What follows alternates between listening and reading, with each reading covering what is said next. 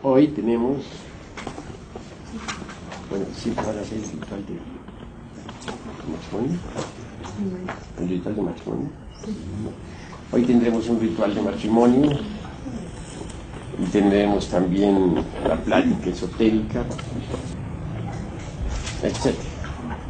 Empezaremos naturalmente preparando el ambiente con nuestra plática de tipo esotérico y luego proseguiremos con todo lo demás. Espero que los hermanos pues pongan toda su atención.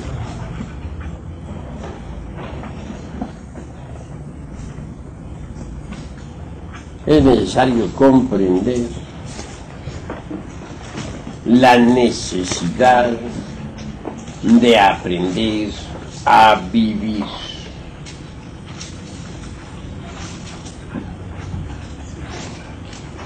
Las experiencias de la vida diaria son muy útiles.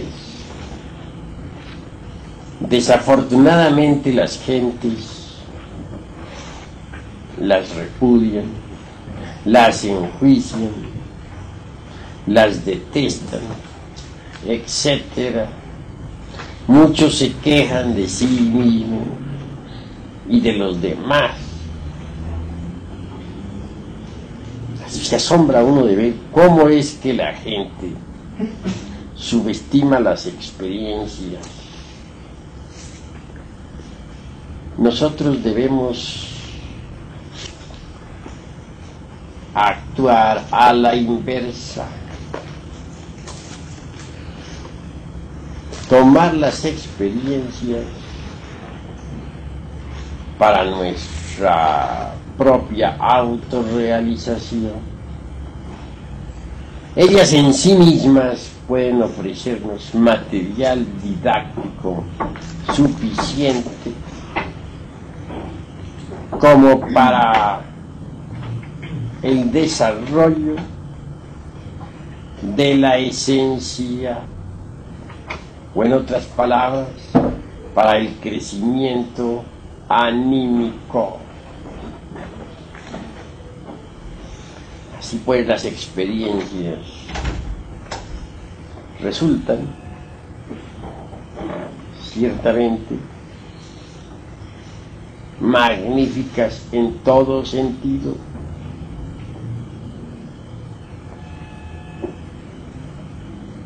No es posible sacar material didáctico para el desarrollo de la conciencia de cualquier otro lugar que no sea de las experiencias. Por eso es que quienes las repudian o quienes protestan contra las dolorosas experiencias de la vida, obviamente se privan de lo mejor. Se privan precisamente de la fuente viva que puede conducirnos al robustecimiento de la vida anímica. Cuando uno toma las experiencias como material didáctico para su autorrealización, descubre sus propios defectos psicológicos, porque es en relación con la humanidad, es en relación con nuestros familiares, es en relación con nuestros compañeros de trabajo, en la fábrica, en el campo, etc., donde nosotros, mediante las experiencias, logramos el autodescubrimiento. Obviamente, las experiencias son las que nos hacen aflorar nuestros propios errores en presencia de nuestros insultadores, por ejemplo. Aflora el yo de la ira. En presencia del vino, aflora el yo de la borrachera. En presencia de personas del otro sexo, si no estamos alertas y vigilantes, como el vigía en época de guerra, aflora la lujuria. Así pues, resultan útiles las experiencias para conocernos a sí mismos.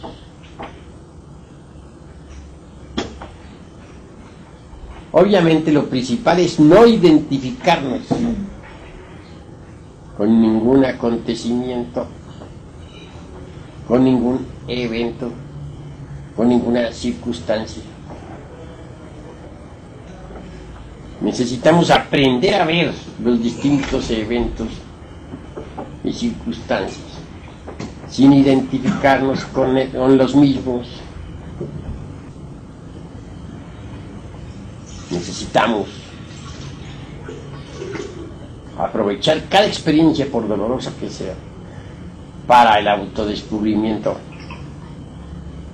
Cuando uno se está observando a sí mismo,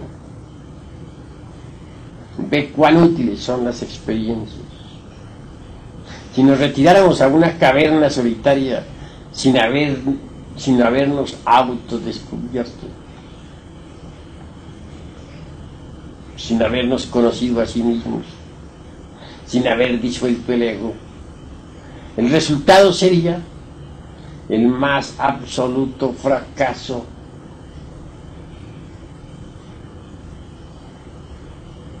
En los Himalayas, muchos anacoretas vivieron en cavernas y hasta desarrollaron algunos siddhis, es decir, poderes.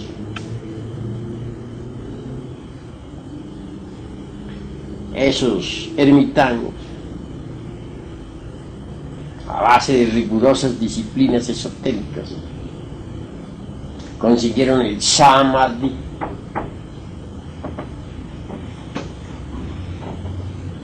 y gozaron entonces con el mismo, penetrando en el alaya del universo y hasta perdiéndose por instantes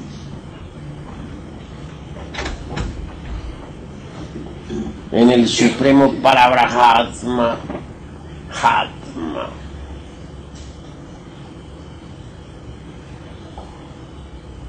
Lo que sucedió realmente fue que, entrenados en las más diversas disciplinas de la mente, tales cenobitas lograban desembotellar la esencia, la conciencia. Y esta, en ausencia del ego, pudo experimentar eso que no es del tiempo,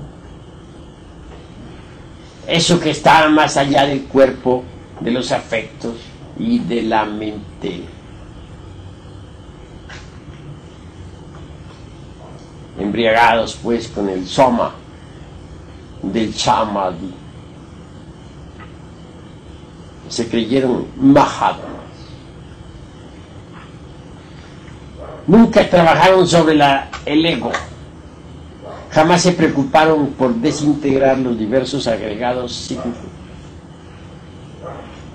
Solo se especializaron en la yoga de la meditación. Ya desencarnados. Como quiera que indubitablemente se habían hecho atletas de la ciencia del dhyani o meditación. La esencia momentáneamente pudo hasta penetrar en los templos, en los planetas del Cristo, flotar en el ambiente de tales planetas que son de naturaleza espiritual. Desafortunadamente, sin poder ingresar a las corporaciones de dichos mundos. Pasado el éxtasis, la esencia volvió otra vez al ego, al interior del mí mismo. Posteriormente regresaron, se reincorporaron. Y ahora son en el mundo occidental personas vulgares, comunes y corrientes. En tanto en el Oriente, en el Tíbet, se le sigue aún todavía venerando como a santos. Es necesario entender la necesidad de desintegrar el ego. No sería posible esto si no aprovecháramos las duras experiencias de la vida. Hay personas también que después de un trabajo y observación constante con los distintos eventos de la existencia, se olvidan del trabajo. Entonces las experiencias vuelven a ser tomadas como antes. Cuando uno toma las experiencias de la vida como un medio para llegar a un fin, como un medio para el autodescubrimiento, como un medio para la autoobservación, puede saborearlas. El sabor del trabajo es algo maravilloso. Le da a uno una exquisitez inefable. Cuando uno descubre que tiene tal o cual defecto psicológico y lo elimina, entonces viene a saborear el trabajo. Es un sabor inconfundible. Pero cuando uno, después de haber trabajado, abandona el trabajo sobre sí mismo y vuelve a tomar las experiencias de la vida tal como antes, es decir, vuelve a reinvertir el sentido de las experiencias,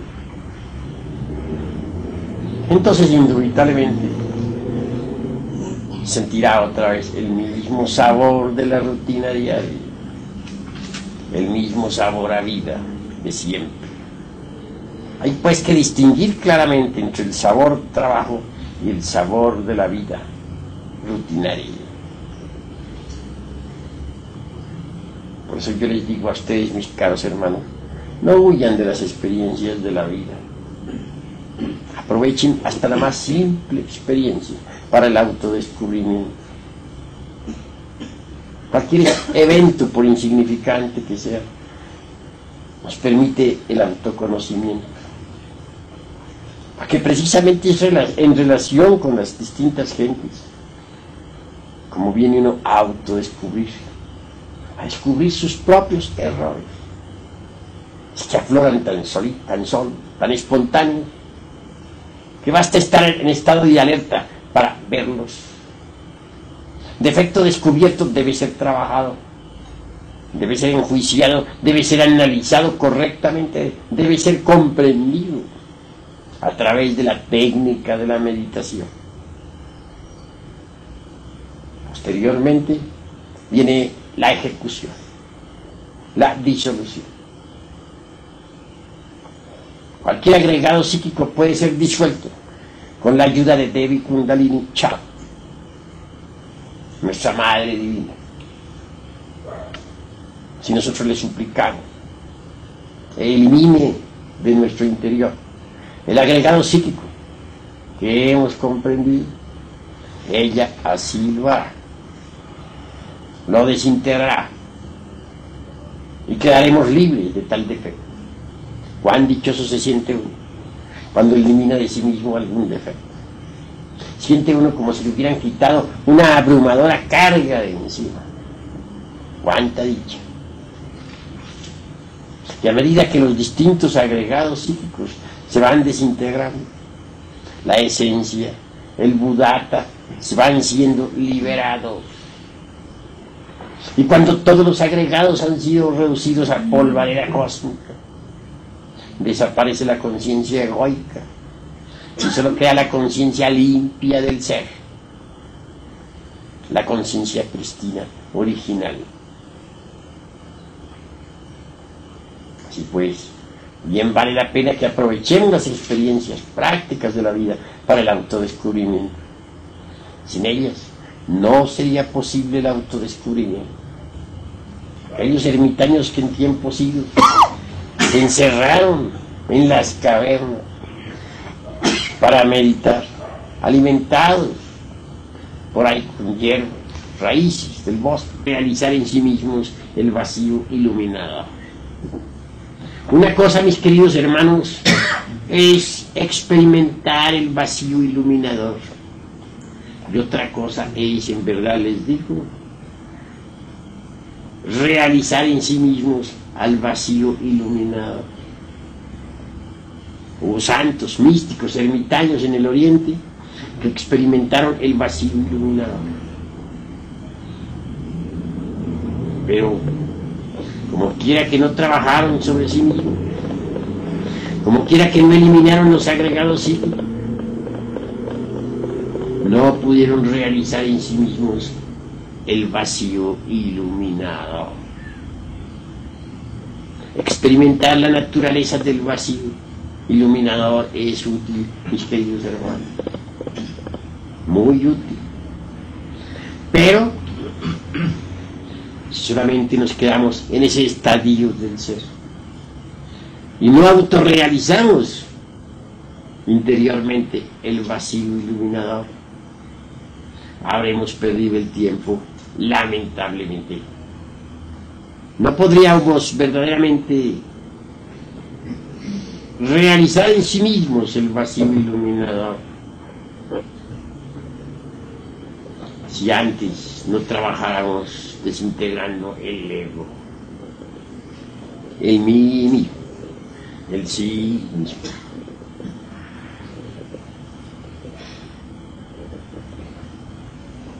Así pues, vale la pena reflexionar profundamente en todas estas cosas. A medida que nosotros vayamos desintegrando en sí mismos al ego, la conciencia se irá liberando.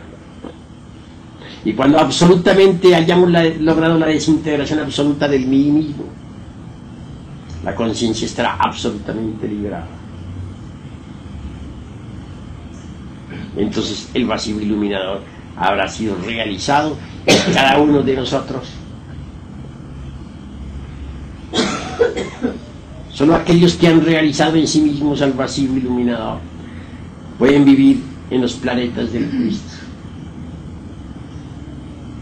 Sepan ustedes que alrededor de cada sol que nos ilumina giran los planetas del Cristo. Ellos son de naturaleza espiritual, no material. Hay dos naturalezas.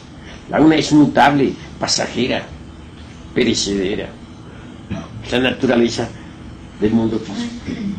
Mas hay otra naturaleza, la naturaleza de los planetas del Cristo.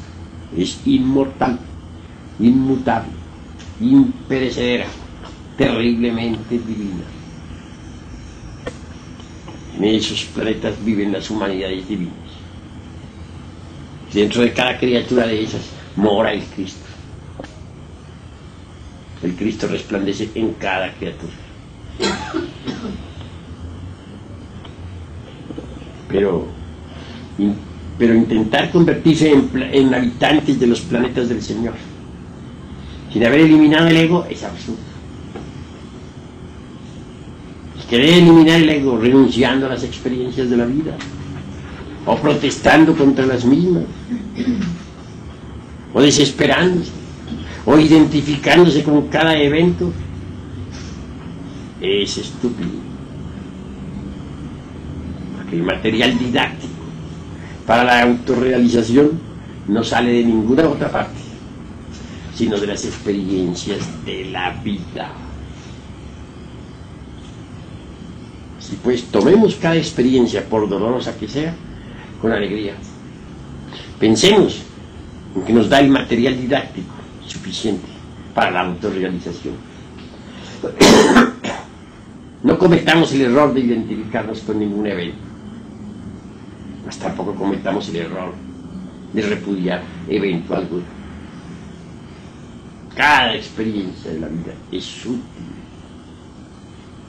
Cuando hayamos disuelto la totalidad del ego, nuestra mente interior se habrá abierto.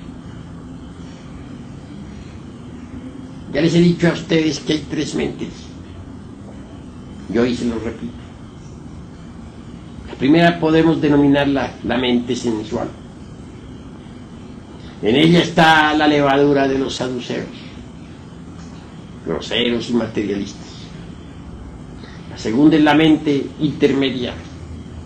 Y tercero es la mente interior. En la mente intermedia están las creencias de las distintas religiones. Es la levadura de los fariseos. Jesús el Cristo dice: cuidaos de la levadura de los saduceos y de los fariseos. Es decir, cuidaos de las doctrinas de los saduceos materialistas y de los fariseos hipócritas.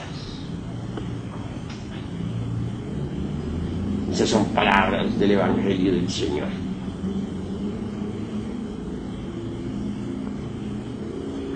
¿Qué puede saber la mente sensual sobre lo real, sobre la verdad? Nada. ¿Por qué?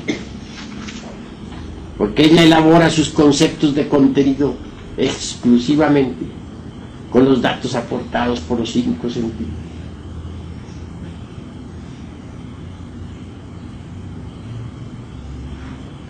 La mente intermedia tampoco sabe nada de lo real. Allí están las doctrinas de los fariseos. Bien sabemos que ellos asisten a sus templos para que otros los vean. Asisten a sus santos oficios o ritos para que otros digan de ellos lo mejor. Mas nunca trabajan sobre sí mismos. Fundamentan su religión exclusivamente en las creencias. Y eso es absurdo. Con la muerte del ego se abre la mente interior. Y esta es distinta. Esta funciona con los resortes de la conciencia. Esta recibe los datos de la conciencia superlativa del ser. Y con tales datos elabora sus conceptos de contenido. Como quiera que la conciencia trascendental y superlativa del ser tiene poder para experimentar lo real, la verdad. Obviamente la mente interior, al ser así informada, tiene buenos datos para elaborar sus conceptos de contenido. Por algo es que a la mente interior se le denomina razón objetiva. Por algo es que a la mente sensual se le denomina razón subjetiva. Quien tenga desarrollada la mente interior conoce lo real, conoce la verdad, conoce eso que está más allá del cuerpo, de los afectos y de la mente. Conoce los misterios de la vida y de la muerte. No porque otro se los diga o se los deje de decir, sino por experiencia mística directa.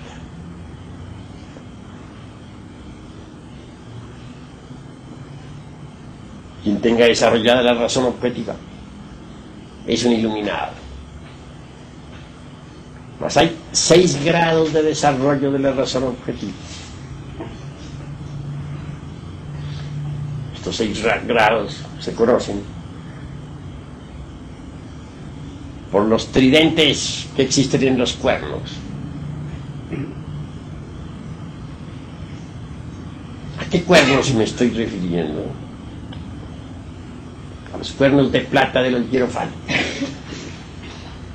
a los cuernos de Lucifer. Este Lucifer no es otra cosa sino la reflexión del Logos en nosotros, la sombra del Señor, ubicada dentro de nosotros mismos, dentro de nuestro universo interior, para nuestro bien.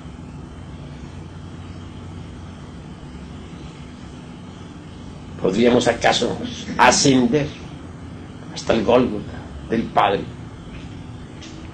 por otro camino que no fuera el cuerpo de Lucifer, las espaldas de Lucifer? Imposible. ¿Podría alguien acaso trabajar en la forja de los cíclopes sin el impulso de Lucifer? Imposible. Lucifer da el impulso. Si nosotros sabemos clavar la lanza en su costado, lo vencemos. Vencido el dragón, subimos, usando su espalda como escalera. La tentación es fuego. El triunfo sobre la tentación es luz. Si logramos vencer a Lucifer, subimos de grado en grado por sus espaldas. Cada triunfo sobre Lucifer implica de hecho un peldaño en el ascenso. Así de peldaño en peldaño llegamos a la cumbre del cerro. Subimos por la montaña del ser. Decía que los 6 grados de desarrollo de la razón objetiva están en los cuernos de Lucifer. Sí, ahí está la marca. Quien tan solo tenga un tridente en esos cuernos no ha subido sino 1 grado. Quien tenga 2 tridentes indica un 2.º grado de desarrollo en su razón objetiva. Quien tenga un 3 ha perfeccionado su mente hasta el 3.er grado de su perfección objetiva. Pero quien tenga los 6 grados de los 6 tridentes en sus cuernos habrá alcanzado la perfección absoluta en la razón objetiva del ser. Habrá llegado al sagrado anclad y podrá permanecer en él. Será perfecto. Y todos los coros de las ecolaptías de este universo, los 4 grandes coros o grupos, les obedecerán y venerarán. O mejor dijéramos, le obedecerá, le venerará.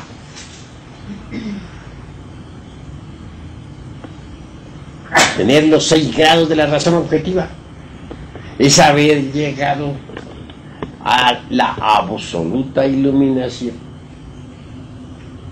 al conocimiento objetivo absoluto sin lagunas de los misterios de la vida y de la muerte, de los misterios del logos, de los misterios del abismo y del cielo. Se habrá abierto completamente su mente a lo real. Por eso, quien llegue al 6.º grado puede reposar en el sagrado ancla. Quien llegue al 6.º grado se encuentra tan solo a 3 grados de la infinitud que todo lo sustenta. Y esto hay que saberlo entender. Quiero pues que los hermanos reflexionen profundamente en esto. Mucho se ha hablado sobre los chakras, discos, ruedas magnéticas del cuerpo astral. ¿Son útiles? Sí, son útiles. Pero todas esas ruedas, chakras, discos, magnéticos, etc., a pesar de ser tan maravillosos, pues nos permiten las extrapercepciones. Resultan en verdad como míseras bujías de cebo ante la razón objetiva del ser. Puede la clarividencia, por ejemplo, ser muy hermosa. ¿Quién negaría los poderes intrínsecos de los chakras? ¿Quién negaría los poderes intrínsecos de la Ajna chakra?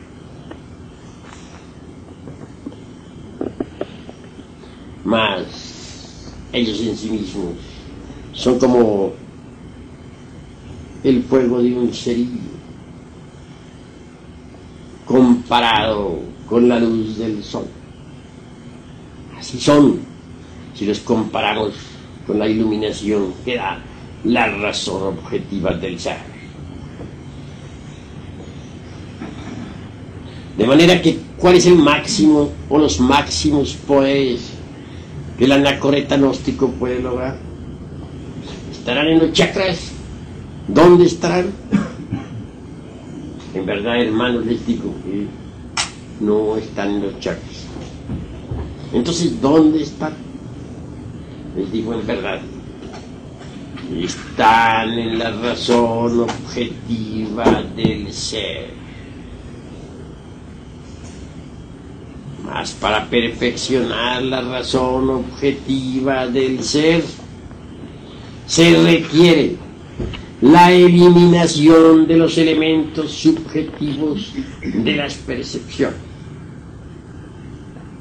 O en otros términos, la eliminación de los diversos yoes. Si así procedemos, si nos resolvemos a pasar por la aniquilación budista, tan temida para los señores del teosofismo, y solo entonces podemos en verdad reposar en el sagrado anclado. Hay dos psiquismos. El inferior, que está relacionado con los chakras. El superior, que pertenece a la conciencia superlativa y trascendental del ser, a los valores étnicos de lo divinal, de lo trascendental, a la cultura universal, espiritual, divinal.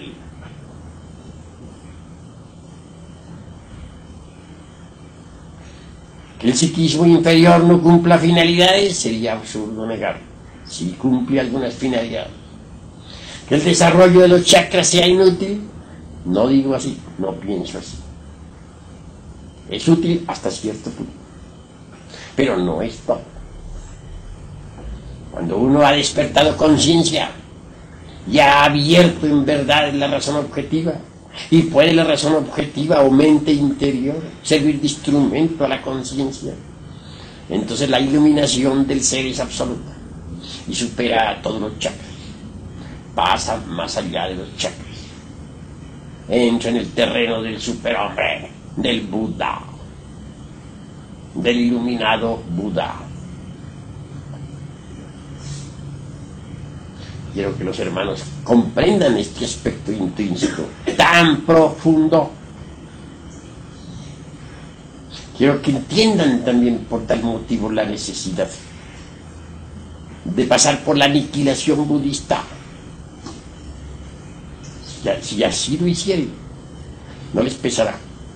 Abrirán su mente interior y llegarán a poseer la iluminación. No quiero decir que antes no sea posible la experiencia del vacío iluminador. Es posible. Pero como ya les he dicho a ustedes, una cosa es la experiencia del vacío iluminador y otra cosa es la realización íntima del vacío iluminador.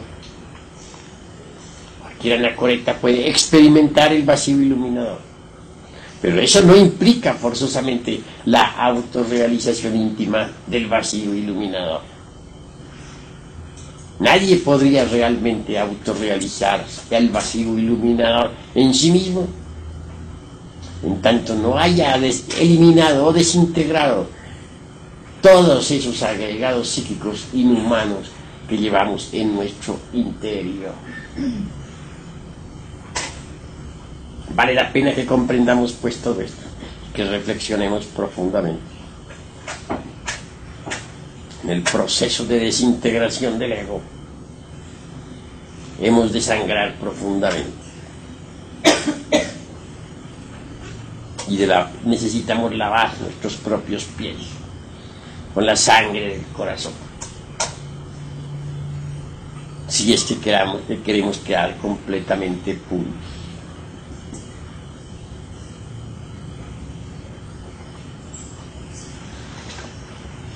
La autorrealización íntima del ser es muy grave. gravísimo. Ha de pasar uno por torturas espantosas. Muchas veces tiene uno que renunciar a lo que más ama. Tiene uno siempre que estar dispuesto a perder lo más querido. Y repito, lavar sus pies en la sangre del corazón. Necesita uno convertirse en algo diferente, en algo distinto. Hasta la misma identidad personal ha de perderse. Esto quiere decir, un día habremos de buscar hasta nuestra misma identidad actual y ya no la hallaremos. Se habrá perdido para nosotros mismos, porque nosotros nos habremos convertido en algo diferente. Necesitamos volvernos distintos, diferentes, cambiar radicalmente. ¿Cómo podríamos cambiar totalmente si conserváramos nuestra actual identidad? En este camino, mis queridos hermanos, hay procesos dolorosos, muy dolorosos.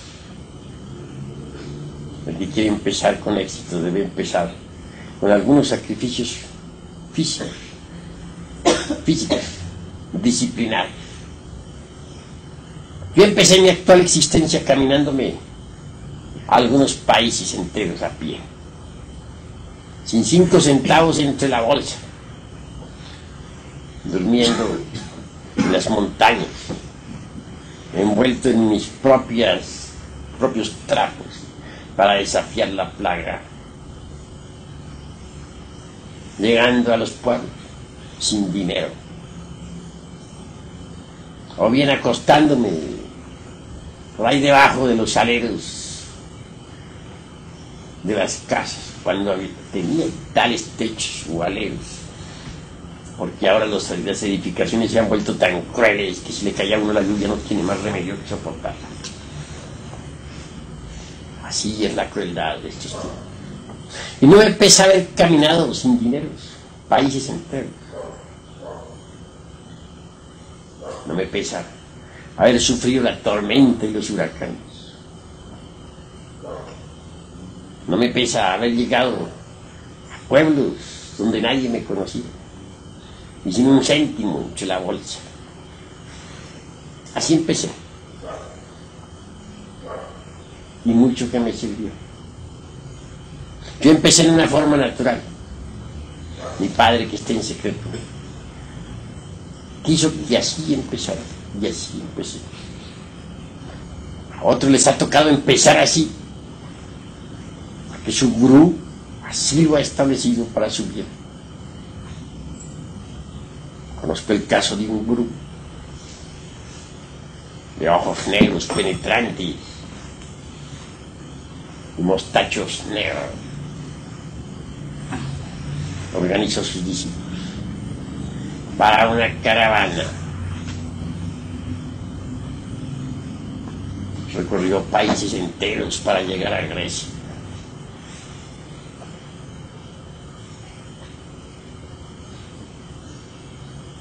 Lo digo, para llegar a Persia, Spencer, desde Rusia. Caminar por ahí entre la nieve, mujeres, hombres, algunos con el pie descalzo, sangrando, durmiendo en las montañas, expuestos a los lobos, firmes en la disciplina, hasta llegar a ese país de Persia, sencillamente para encontrar una casa desocupada donde... Tontería, diría cualquiera. ¿Cómo es posible un viaje con un grupo de personas que están sufriendo a través de las montañas y del hielo, durmiendo en la noche en las selvas, expuesto a los lobos del invierno? ¿Con qué objeto? Congruente parecería. Para llegar por último a una casa que había alquilado. Pues para eso no se necesita de todo eso. Pues podría haber hecho el viaje en un maravilloso automóvil o en un avión. El gurú sabía lo que hacía. Si el discípulo va a la derecha, el gurú lo jalaba a la izquierda. Si jalaba el discípulo a la izquierda, el gurú como al caballo le jalaba las riendas para que mirara hacia la derecha. Y a sufrir un poco. Sus discípulos se forjaron desde un principio en la dura disciplina y resultaron magníficos. A mí me tocó también forjarme en principio en esa dura disciplina. Mi padre, que está en secreto, así lo puso. No lo había entendido. Mucho más tarde en el tiempo lo entendí.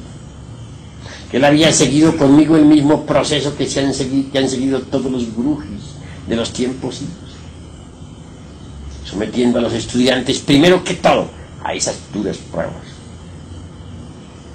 Y no hay duda de que fueron magníficos los estudiantes que por las mismas pasaron.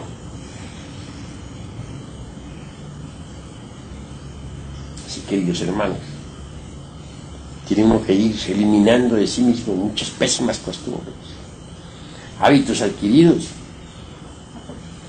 que uno mismo ignora que los tiene.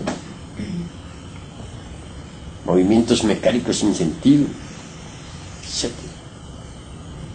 Tiene uno que hacerse consciente de todos sus gestos y actitudes y eliminar lo que no sirve.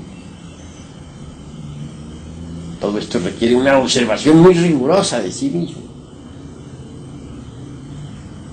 En principio es conveniente esa dura disciplina de los viajes dolorosos y cruentos, de las torturas del camino, a fin de forjarse desde un principio como debe forjarse en la lucha.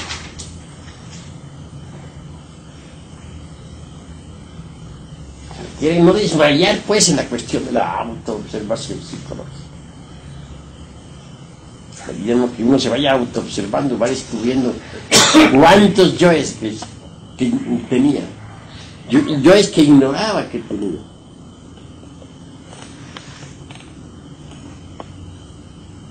Uno se queda asombrado cuando se autodescubre. ¿Qué diríamos de un caballero honrado, sincero, trabajador, magnífico ciudadano, intachable,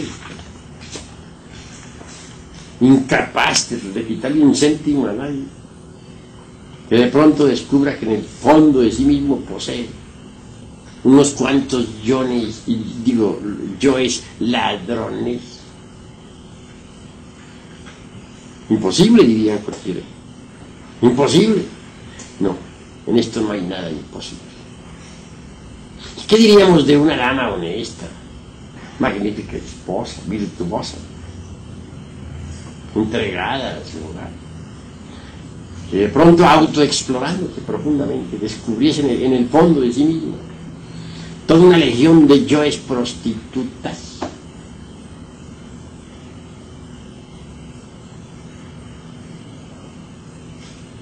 Qué incongruente, dirían muchos, al oír una explicación de estas. Qué ilógico, qué paradójico. Pero en el terreno de la psicología profunda, todo esto es posible. En el fondo de cada uno de nosotros hay una creación equivocada. Yoes de los antiguos tiempos. Yoes que personifican errores espantosos. Y lo más grave es que dentro de los mismos está embotellada la conciencia, siempre y enfrascada, siempre procesándose en virtud de su propio embotellamiento. ¿Cuál es el peor obstáculo que existe para la disolución del ego? ¿Cuál será la peor inconveniente? Lujuria, sí, es una palabra terrible. Mas ¿quién no la tiene? Y entre los aquí presentes podría decir que nunca ha tenido lujuria.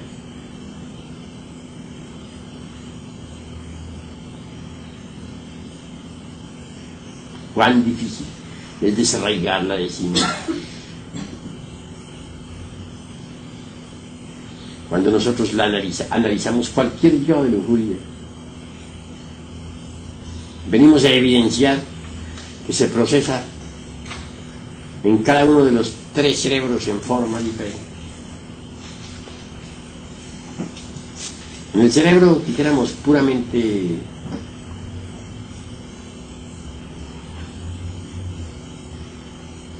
emocional, se expresaría como amor.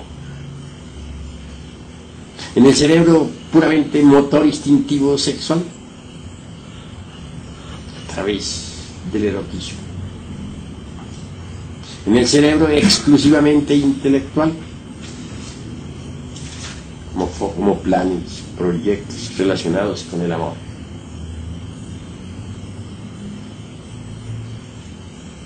O con el ser que se ama o que se cree amar. Sin embargo, de ahí todos no son sino fenómenos de un mismo yo, que se llama lujuria. Pero vean cuán distinto se manifiesta en el cerebro intelectual, qué forma tan distinta, qué otra forma asume en el corazón, y por último, cuál es su modo operandi en el centro motor instintivo sexual. Repito, en el centro motor instintivo sexual como pasión animal. En el corazón la lujuria asume otra forma. Podríamos denominarla como amor. Y en el intelecto asume otra forma, como proyectos relacionados con ese amor, como recuerdos de ese amor. Y es que cada yo tiene sus 3 cerebros: el intelectual, el emocional y el motor instintivo sexual. Cada yo es una persona con sus 3 cerebros. Eso es obvio. Así pues que dentro de nuestra persona hay miles de personas y cada una de ellas está organizada con sus 3 cerebros. Entonces la personalidad no es más que una marioneta jalada por hilos invisibles. Y ahí yo es muy difícil de arrancar de sí mismo y de desintegrar. Yo es que se confunden con la espiritualidad y con el amor. Se necesita tener, dijéramos, el ojo clínico para verse a sí mismo. Disponer siempre de ese bisturí finísimo de la autocrítica para abrir todo lo que tiene y hacerle la disección a sus valores. Solo así puede saber realmente qué es lo que tiene de verdad.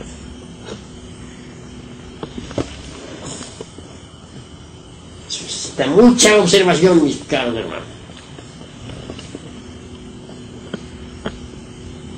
Somos espantosamente débiles y nos creemos muy fuertes. Somos criaturas deleznables, exageradamente débiles. Nada podríamos hacer si no tuviéramos una ayuda. Obviamente la tenemos. Contamos con el poder de la serpiente sagrada, con la divina madre Kundalini. Solo ella puede de verdad asistirnos para desintegrar los yoes. Solo ella con sus flamas puede reducir a cualquier yo a polvar y acoso. Vas a intentar desintegrar los yoes sin contar con la ayuda de Devi Kundalini Chakti. Es condenarse uno a sí mismo al fracaso.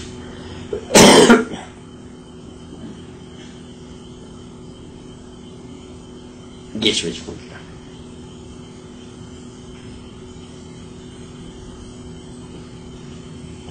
Alguien cuyo nombre no menciono cometió el error de atribuir a la serpiente ascendente todas las características siniestras e izquierdas de la serpiente descendente.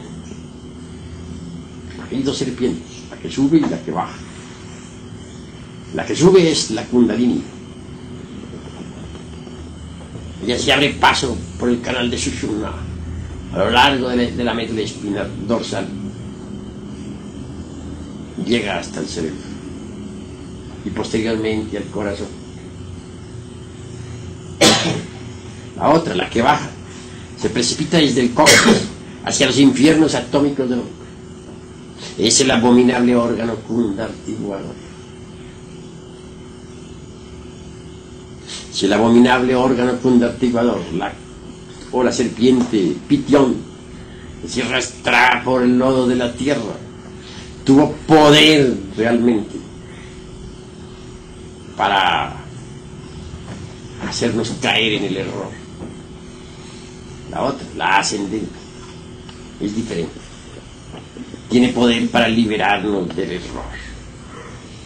En el pasado, es claro que algunos individuos sagrados se equivocaron e implantaron en la naturaleza del ser humano el abominable órgano kundartiguador. ¿Cómo haríamos nosotros para poder ser salvos? Habrá que plantar en el organismo humano otro órgano como el del kundartiguador, pero que sea positivo, luminoso, antitético, opuesto al kundartiguador. Existe ese otro, y es la kundalini. La misma palabra lo dice, kundalini. Kunda nos recuerda el abominable órgano kundartiguador. Lini significa fin, fin del abominable órgano kundartiguador.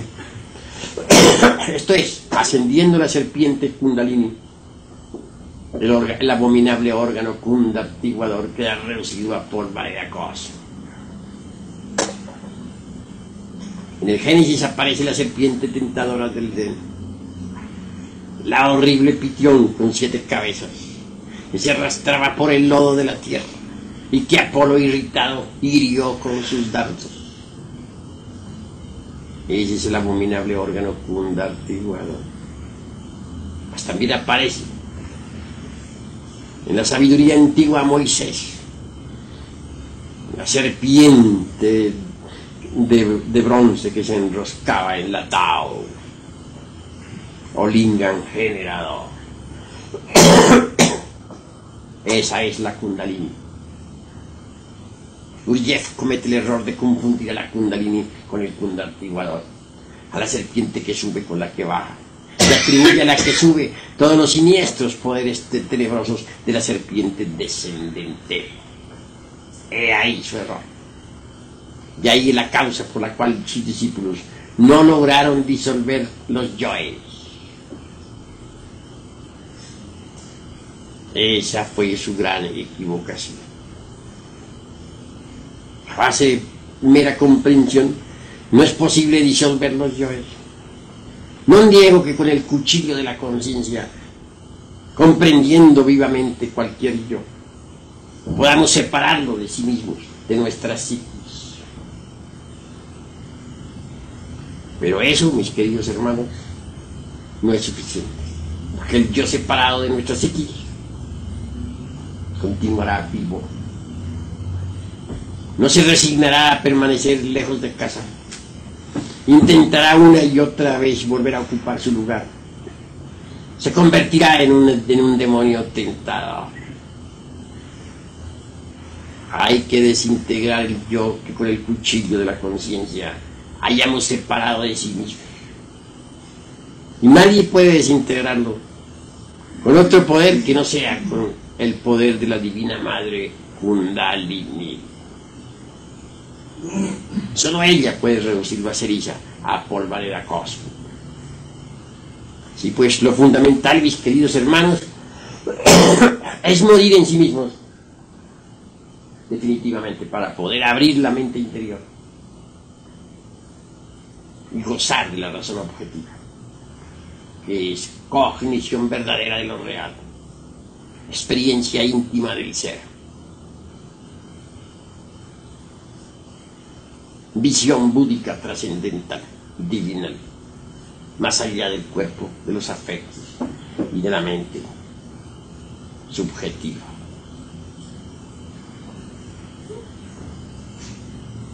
medida que ustedes vayan digeriendo todo esto, irán comprendiendo también la necesidad de vivir alertas y vigilantes, como el vigía en época de guerra, trabajando siempre en forma constante. Porque así como están, como se encuentran en estos precisos momentos, ustedes no sirven para nada. Tienen una creación equivocada manifestándose a través de una falsa personalidad. Espiritualmente están muertos, no tienen realidad ninguna. Así como están todos ustedes, deben dejar de existir, porque si continúan existiendo así como están,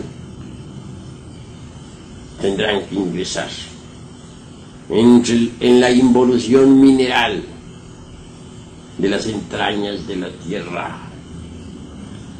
Así como están muertos espiritualmente. No poseen la razón objetiva del ser. No han conseguido la iluminación. Yacen como sombras entre las profundas tinieblas. ¿Cuál es la realidad de ustedes?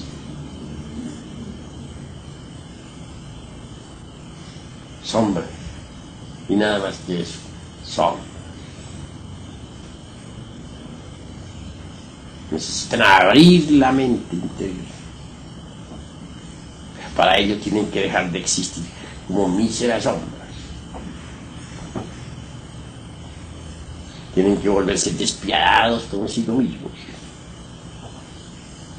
Porque hoy por hoy ustedes se quieren mucho a sí mismos. Se autoconsideran demasiado. ¿Pero qué es lo que ustedes quieren? Su querido ego, su desnudez, su miseria interior, las tinieblas en que se hallan. Eso es lo que ustedes quieren tanto.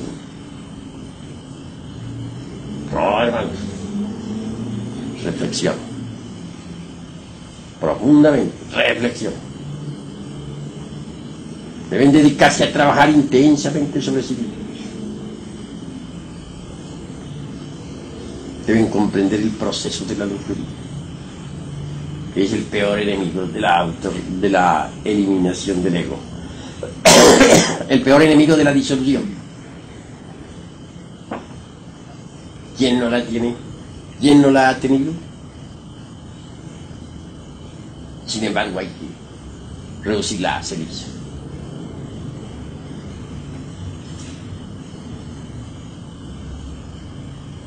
¿Algún hermano tiene algo que preguntar? Habla, hermano. A Gurdjieff se le llama maestro. ¿Él trabajó en la novena esfera o solo trabajó en la comprensión del ego? Trabajó en la novena esfera, fabricó los cuerpos existenciales superiores del ser, pero no logró la desilusión total del ego, porque rechazó a su divina madre. ¿Cómo puede disolver el ego el hijo ingrato? El hijo ingrato no progresa en estos estudios. Primero que todo, antes de llegar al Padre, tenemos que llegar a la Madre. Eso es obvio.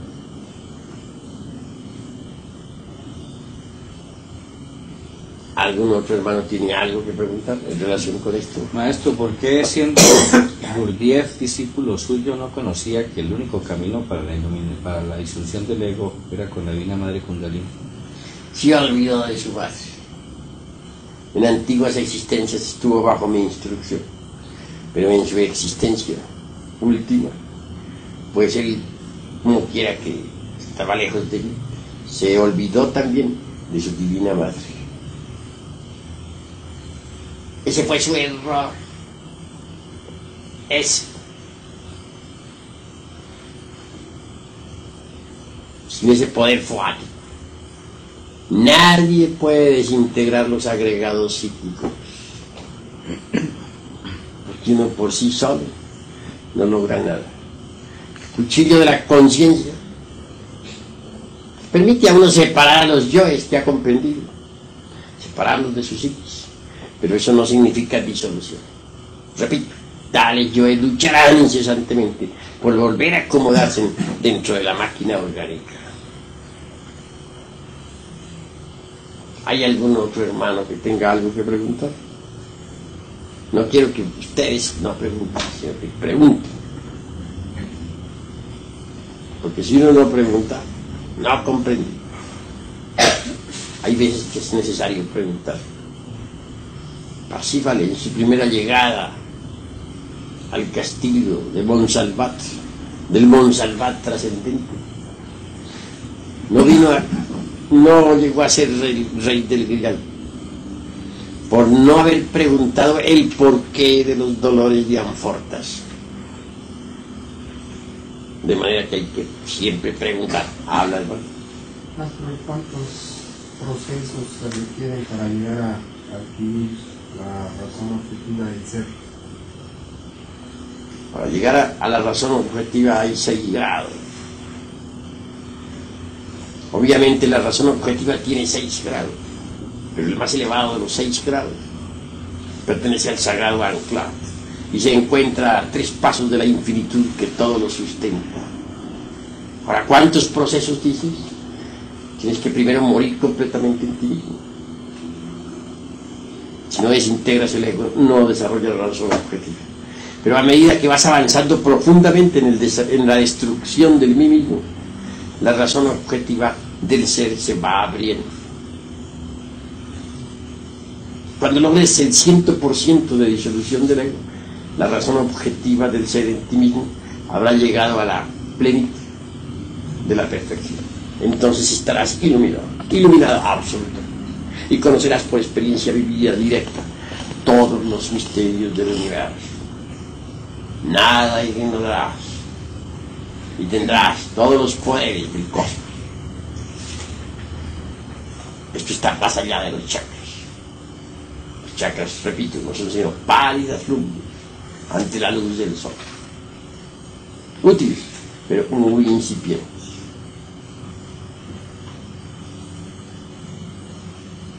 ¿Alguna otra pregunta, hermano? Maestro, esos tridentes de los cuales usted habla, ¿tienen alguna relación con la corona sefilótica? Esto es punto y aparte. No mezclemos las distintas ciencias, porque nos convertiríamos en iconoclastas. ¿Qué es un iconoclasta? Un hombre que está ahí haciendo la disección a todo y revolviendo todo y que de nada. Nosotros no somos iconoclastas. Dejemos a cada materia de estudio en su lugar, sin revolver las cosas. No confundamos la gimnasia con la magnesia. ¿Alguna otra pregunta, hermano? Dejemos a cada materia de estudio en su lugar, sin revolver las cosas. No confundamos la gimnasia con la magnesia. ¿Alguna otra pregunta, hermano? Hermano. Hermano. Hermano. Hermano. Hermano. Hermano.